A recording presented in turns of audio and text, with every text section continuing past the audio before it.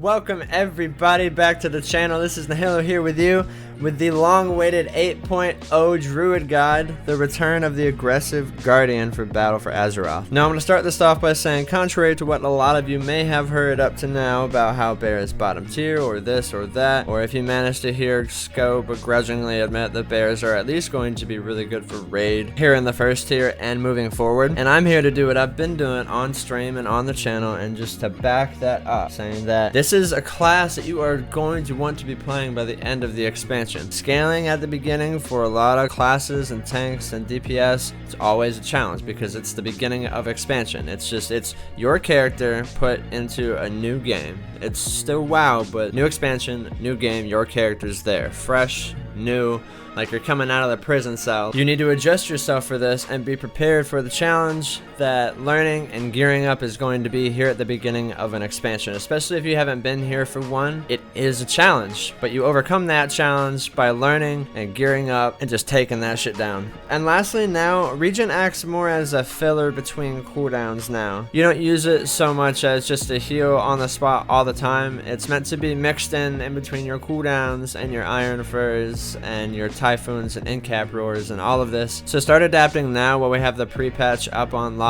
If you weren't already before, just make sure you're being very mindful of how many frenzied regen charges you have. So if you have 2 charges up and you're not needing to heal right now, start pumping out those mauls. And now with all that said, let's get down into the talents, starting with Brambles. They have buffed this to make it much more useful than it used to be during Legion. They did nerf it pretty significantly once, but that's because it's going to scale really well by the end of the X-Pack. And between the rest of the talents and the row, Frenzy just doesn't provide enough rage for me to consider it worth it. I'd rather have the absorbs and the extra damage off of the Brambles than worrying about those 2 extra rage. I don't have any rage trouble even now. I haven't really anytime I've been playing any BFA content. And Bristling Fur will be good for certain raid encounters, I'm sure, going throughout the expansion, but for right now, it's not needed. I've done the first 5 bosses in Uldir, and I did not need it for that. More of the damage that I was being hit with was more magical, because we can just eat a lot of physical damage between Earthwarden and Brambles and armor and our health and all of that. So now moving on to the level 30 row, they removed the reduced cooldown on Stampeding Roar, which is honestly good because I liked the talent, but I didn't like the increased range on Incapacitating Roar. So I'm using Intimidating Roar pretty much all the time now. I will be using Charge here and there for the raids, but for Mythic Plus, you're definitely going to want to stay with Roar. It just changes your Incap Roar into a Fear, and it has a little bit of a damage cap on it. It still can be broken by damage, but it takes a little bit. And Tiger Dash is just not worth it. I tried it out a little bit, and it really just came down to the fact that I wasn't using it at all. I really only use Dash when I walk back if we die or if I'm questing or something, so it's not really so great right now. And for the level 45 row,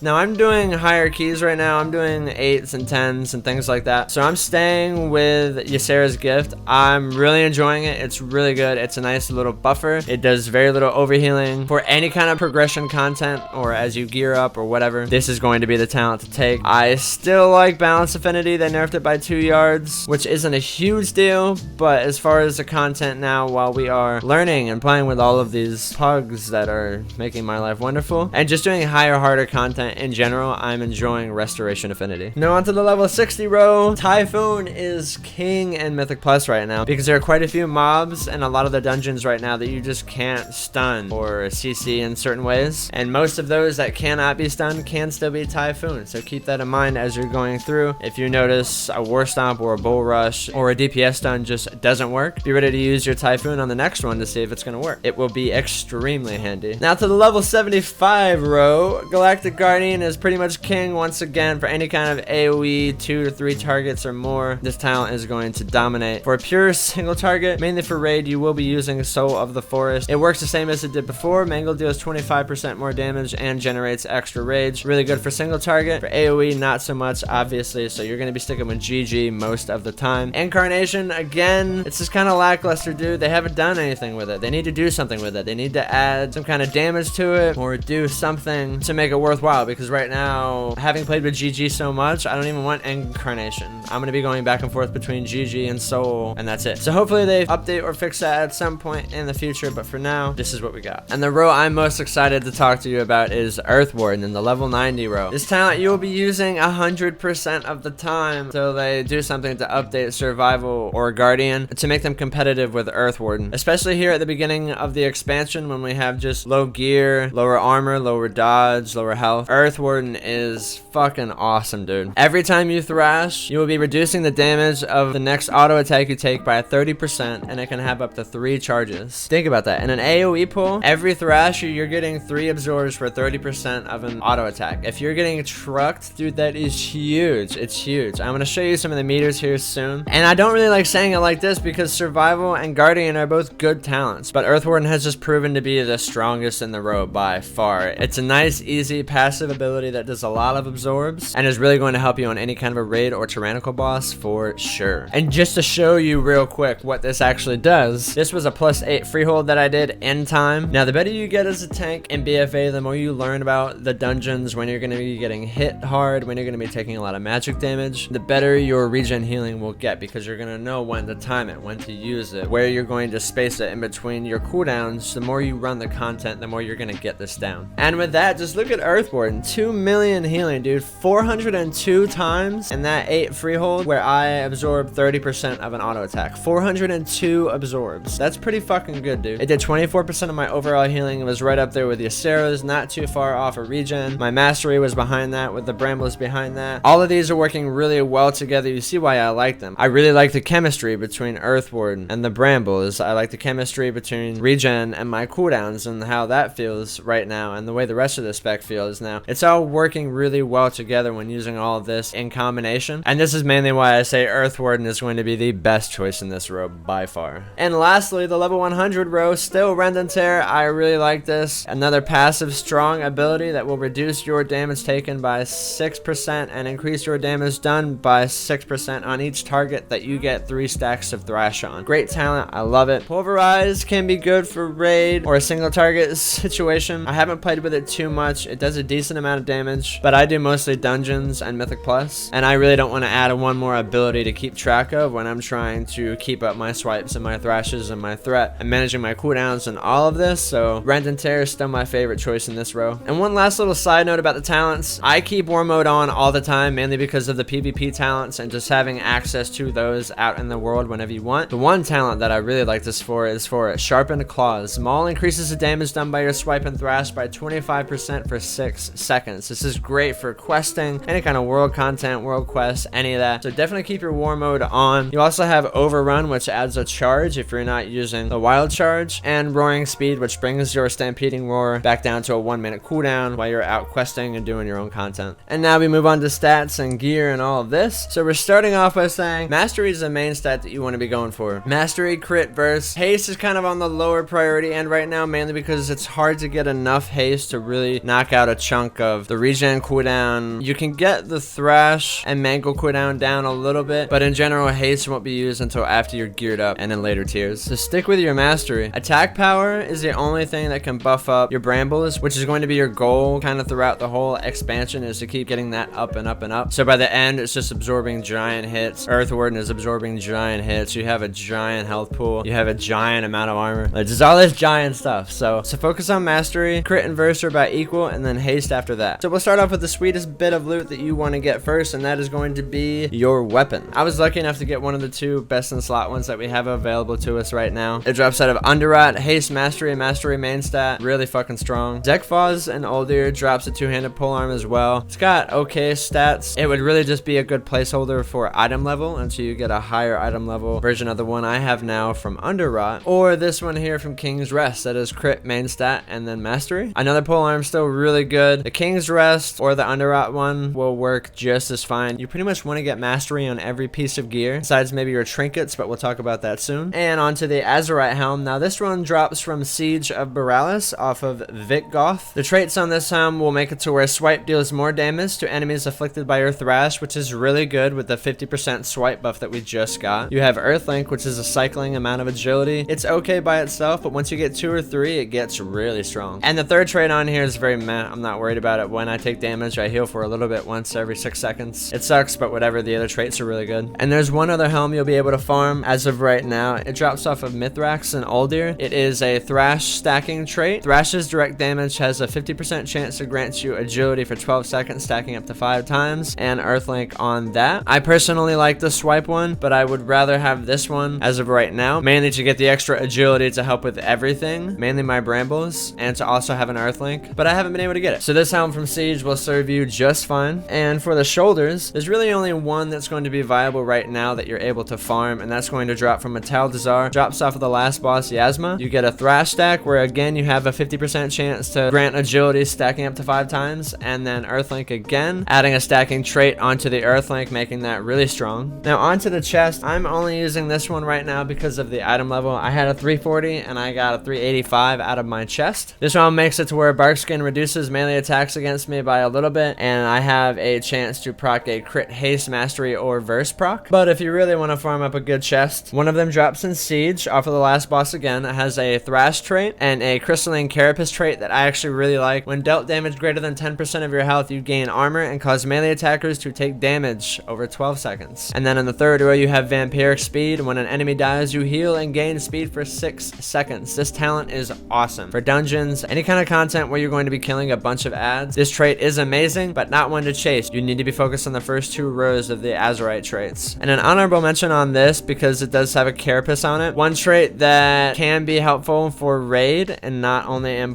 is when dealt damage greater than 10% of your health, you gain avoidance and armor for 10 seconds. Now with Gemhide and Carapace, there's no cooldown on these. If you are getting chunked, this buff will stay up and keep refreshing. So if you need it, it'll be up. So these are 2 traits that you could consider trying to take for progression content. But in general, for world content and for dungeons, Vampiric Speed is going to pull ahead. Motherlode has a decent chest as well. Drops off of the last boss. Now this one has an Iron Fur trait that makes it to where Iron Fur increases your agility and has a 10% chance to grant 2 applications. Now right here on this one, it's a 240 piece. This one gives 132 agility per Iron Fur. I say per Iron Fur because if you get 2 Iron Furs up, this 132 will go up to 264 if you have 2 stacks up. This trait is really good and could maybe be helpful in raid one day on a heavy hitting boss with a bristling fur, where you're just stacking massive amounts of Iron Fur and armor and all of this and just surviving through anything. But we'll see how that pans out later. And the other trait on this is Unstable Flames. Your damaging abilities have a chance to grant crit, stacking up to 5 times for 5 seconds. I haven't gotten to play with this too much. It looks good in practice. The Iron Fur trait is mainly what you want to go for here, but I will be doing more testing with this, and we'll be getting back to y'all on the stream as soon as I have some time to play with it. The third row on this, honestly, I would take the movement speed. This other one over here, when you're surrounded by 4 or more enemies, you gain a shield. It's decent, but it's only really decent if you can stack it. One by itself, like look, that gives 4,400 health, and that's on an item level 940 piece. And right now I have 223k health, so a 4k absorb shield every 15 seconds isn't gonna do a lot for me. And last but not least, Azurathos, one of the world bosses, drops a chest that increases your swipe damage, has a Crystalline Carapace trait and a movement speed trait, so it's definitely not a bad alternative to what you could get. The chests off of Siege or Motherlode are a little better, but if you don't have another option, this one will definitely do its job while you farm up another piece. And on to Trinkets. The 2 that I have now are a couple of my favorite in the whole game right now, starting off with Harlan's Loaded Dice. Drops from Freehold. Your attacks have a chance to grant a random combo of Mastery, Haste, and Crit. Now very specifically, this means you will be getting Mastery, Haste, and Crit, the amount of which is what the roll is deciding for you. And I have seen this proc on top of itself, at least for now. So you can have one set of Mastery, Haste, and Crit, and then another set of Mastery, Haste, and Crit. It doesn't happen very often, but I have seen it happen. Hopefully it stays that way for live, but I will keep my eye on it and keep you posted. And my other trinket, Azurok's Resonating Heart. Mastery trinket with a fat agility proc. Procs a lot. There's no internal cooldown as of right now. The main thing with this trinket with the mastery and the massive agility proc is the massive amount of brambles that it adds onto your absorbs and your damage. So keep things like this in mind as you gear up and you're looking at new content and new gear. What's going to benefit you the most? You never want any stats to go to waste if you can avoid it, especially once you get to a gearing point where you're just trying to itemize and make the best use of every stat that you have on your gear. But I do have a quick couple honorable mentions for trinkets. The Deadeye Spyglass from Dread Captain Lockwood and Siege of Borealis has a crit stacking chance for 10 seconds, stacks up to 5 times. It's pretty much an eye of command, but it can proc on AoE. The debuff goes on your target, and the more you hit them, the more chances you have to get the crit up. And the Golden Serpent in King's Rest drops the Lustrous Golden Plumage. It's agility with a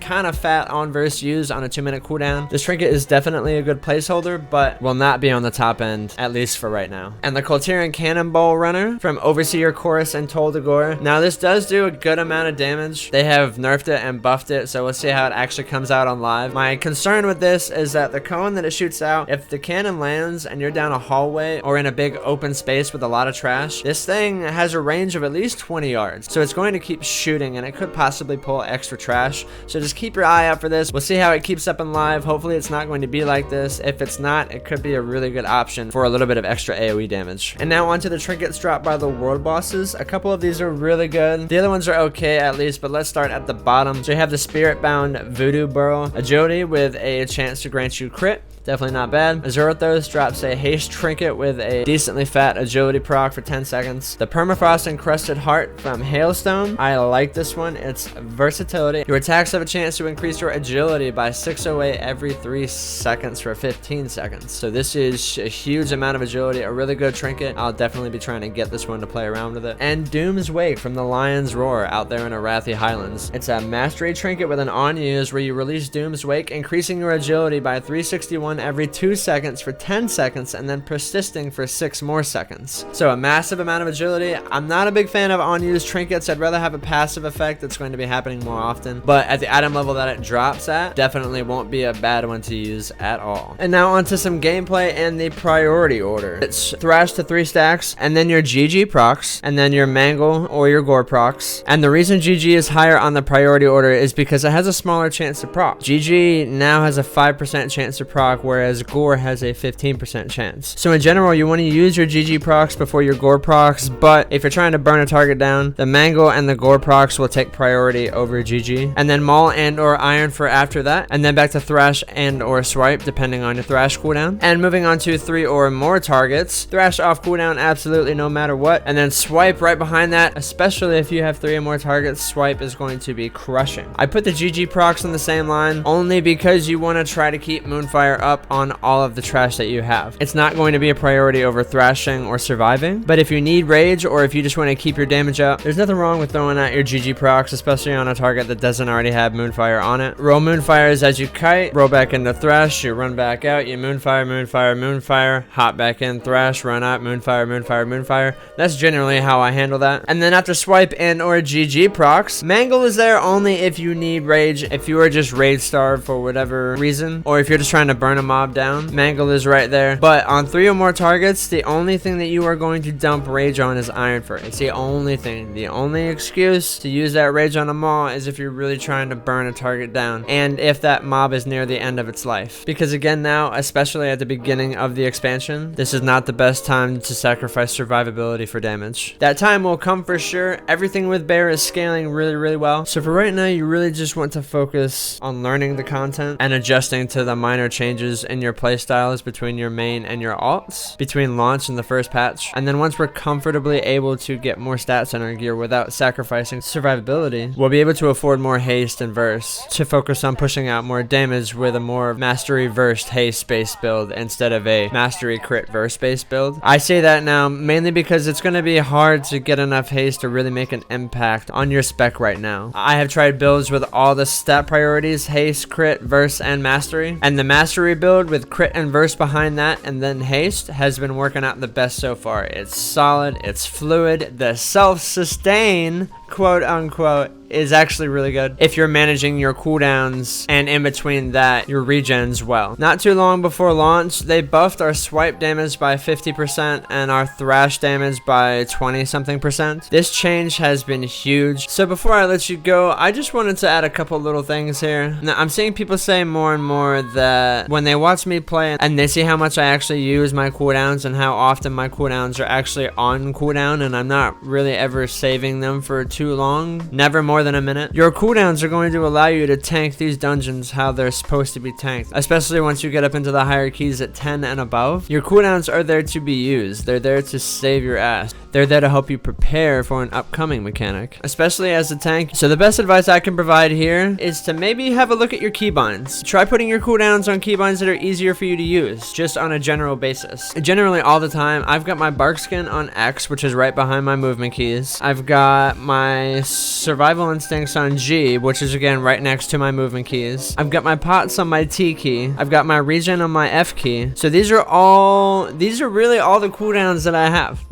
Besides what is on my actual action bar, which would be Typhoon, Intimidating Roar, and Bull Rush. But my main point is that they are all on easy to use keybinds, which also means that if you were to try this out, it's an easy adjustment. You try it out for a day, see how it does for you. And the reason I'm putting so much emphasis on the cooldowns is because of the fact that we don't have the artifact anymore. I know a lot of people, including myself, were really used to doing a giant pull, popping the artifact, being pretty much invincible, and then just burning everything down every minute and a half, which meant I could artifact instincts, artifact barkskin, blow all my regens. It was easier to rotate it like that because of how strong it was. We have been compensated in pretty much everything we lost in the general reductions that we have, the mitigation, and all of our damage output, but I definitely understand that the loss of the artifact can feel pretty big for a lot of people. For myself, I started playing when Wrath came out, so for me personally, it's more like, okay, I'm just gonna go back to not having the artifact. The artifact was awesome as it was, but I've got no problem playing without it. I spent years before Legion just fucking beasting it out as a bear without the artifact. So as much as you will miss it, it is time to let go, guys. We are in a new game, we're in a new expansion, we have all this new content, new weapons, and new traits, and all this shit, dude, and pretty much all of it is awesome. So wave goodbye to the artifact, rest in peace, see ya, sayonara, let it go, and let's look forward to a very bright future in an expansion where I can already tell how well we're going to scale. Dude, I'm telling you, by the end of the expansion, we are going to be fucking invincible, dude. It's gonna be awesome. Which is honestly the main reason that they nerfed the brambles that we had where it was, because it was so strong, dude. And by the end, it would have just been out of control. So as I said, learn the content, learn your spec, enjoy the game, and be ready in the first and second patch to just get a massive amount of stats and really start to wreck shit. I can't wait. Thank you all so much for watching. And again, as always, thank you all so much for the support on the channel and the stream. We are having so much fun over here. I'm having so much fun over here. We will be playing all of the tanks throughout BFA, and I will be doing a tank comparison video before the first major patch, but I have to get all my tanks geared up on live because I'm going to test them under the same parameters, and then we'll really see how all the tanks are stacking up. But for now, ignore everything you're hearing, guys. Enjoy your bear. It's really strong. Roll into this content confident and feeling strong. But anyways, thank y'all again so much. I hope you enjoyed it. I hope the guide was helpful, and please leave your questions, comments, and opinions down below. We are all on the same side here, so let's keep this conversation going. Let's keep talking about all the tanks, do our best to overcome the challenges that we have coming to us, and keep on pushing forward like we always do.